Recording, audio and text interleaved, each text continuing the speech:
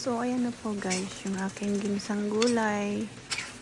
Um, Simple lang yan, pero ang sarap.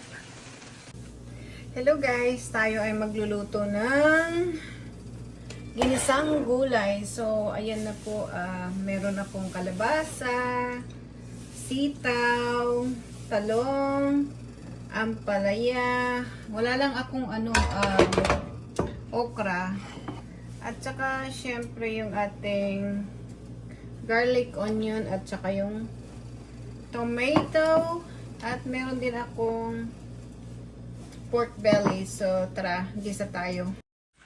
So, unang ginawa ko is kinisa ko yung bawang, sibuyas, hanggang sa mag-brown.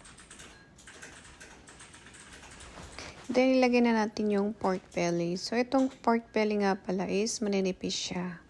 Para madaling maluto, kailangan lang nating ipag-brown ito para luto siya. Yan, brown na po yung pork belly. Then, lagyan natin yung kamates. Pandagdag lasa din yan. Yan, mekos-mekos lang tayo. Mekos-mekos. Yan.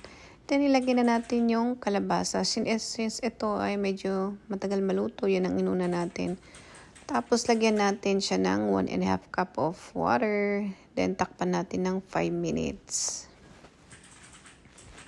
After 5 minutes, ilagay na natin yung sitaw at saka yung palaya. And then, takpan uli natin another 5 minutes. After 5 minutes, lagyan na natin yung talong. Then, yan. Ilagay natin yung patis. Wala akong bagoong, so patis lang ang ginamit ko. So, yan na guys. Mekos-mekos. Malapit na siya. Ayan na guys, luto na siya. Thank you guys for watching.